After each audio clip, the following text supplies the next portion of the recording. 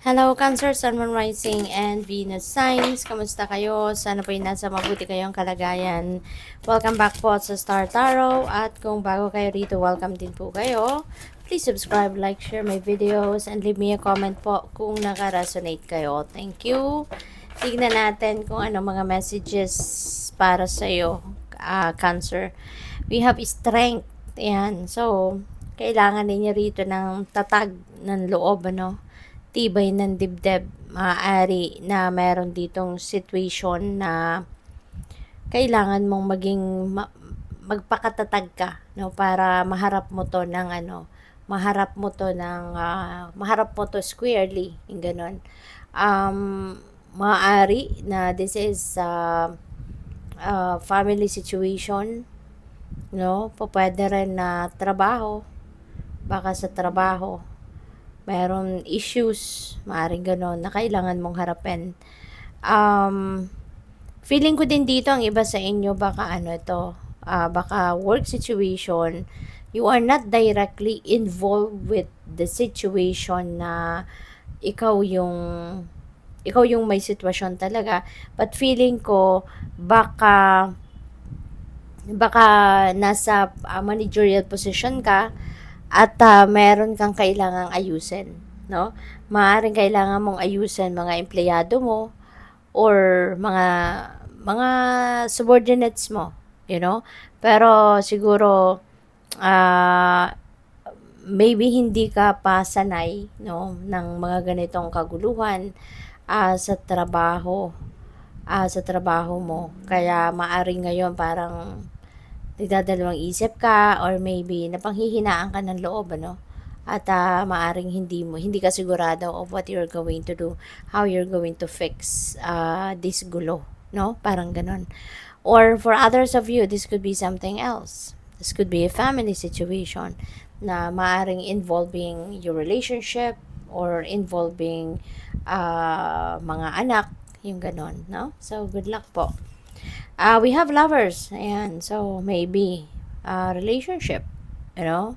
Baka related ito sa relationship na kailangan mong maging matatag ka para harapin ang sitwasyon na to. Maaaring merong pag-aaway, maaaring major na pag-aaway, maaaring major na issue dito ang kinakaharap mo with your person.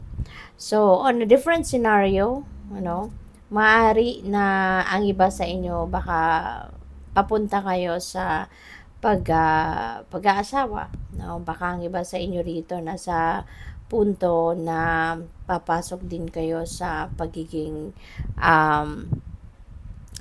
engaged na, or baka ang pag-uusap dito is regarding pagpapakasal na.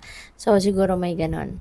Or, kung hindi naman, baka single pa ang iba sa inyo rito, at baka kayo ay papasok na, no, sa love and romantic relationship. Baka merong nanliligaw, baka merong mga umaali-aligid na, 'di ba? And you are considering siguro those people. Maaring pinagpipilian ninyo sila. So, 9 of Cups, this is happy family, domestic bliss, no? Masaya ang pamilya, masaya ang samahan ng bawat isa. At hindi lang pamilya dito ang masaya, kundi kayo at ng mga kaibigan mo, masaya ka sa mga kaibigan mo, masaya ka sa mga kaopisina mo, masaya ka sa trabaho, yung ganon, no? And yeah, sa pamilya, no? Maaari din na mayroon na kayo dito mga wishes, no? Wishes ng pamilya, maaring natupad na or matutupad na, or baka wishes mo para sa iyong pamilya, no, ang matutupad dito or natupad na. Kaya masayang masaya na kayo. So there is joy and happiness, success also, material and financial successes also might come your way dito. At saka siguro meron kang personal mo na wish dito, no, na pwede, no, na abundance and prosperity. Siguro ang wish mo, pwedeng ganun. Kaya merong financial and material success, no, na maaano kayo rito, makukuha. So, good luck sa'yo, Cancer. This is a time of wish fulfillment. Kaya, kung ano man yung wish mo para sa sarili mo, wish mo para sa pamilya mo, so whatever that is, maaring yan ay mag-come to fruition na, or baka nag-come to fruition na. So, tingnan natin kung ano pa ang mga messages para sa'yo. We have the serpent. Ayan. So, you are gaining more knowledge, sa ngayon, Cancer. You're going to, you are going to learn a lot of lessons, hindi lang siguro academic knowledge ito. Para sa iba siguro sa inyo, academic knowledge ito. But maybe ang iba sa inyo, this is wisdom. No? Meron kang mga matututunan sa buhay ninyo sa ngayon.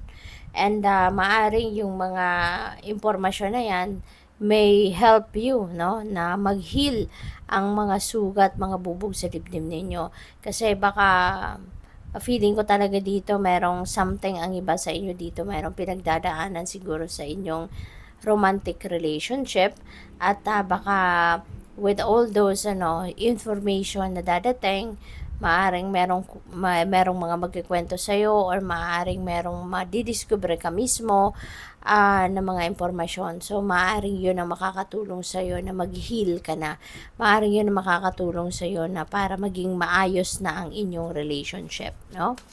So, what else? We have fear. Ayan. So, ang iba siguro sa inyo, may takot.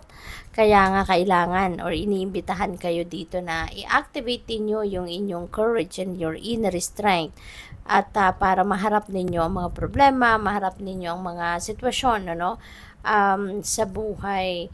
Kasi maaari na meron kayong takot, natatakot kayong harapin ang mga ito, or natatakot kayo sa mga desisyon na pwede mong gawin, So, lakasan mo ang inyong loob, natanggalin mo yung takot. Otherwise, 'di ba, you will be stuck. Sa kung ano man ang sitwasyon mo, may stuck ka dyan if you are not going to release your fear. So, we have the horse, accepting help from another and delegating authority. Ayan. So, maybe ang iba sa inyo dito, baka baka nasa managerial position nga kayo. So, maaari now is the time that you need to delegate some of your responsibilities and obligations para makapag-focus ka dito, sa sitwasyon na to. Maaaring kailangan mo muna isang tabi, humingi ka ng tulong sa iba, or baka meron din talagang nag-o-offer din sa iyo ng assistance and tulong. So, go for it. Huwag ka na magdalawang isip para nang sa gayon hindi ka na nako-confuse pa or naadigaga pa. You can focus on fixing kung ano man ang issues dyan, sa inyong opisina.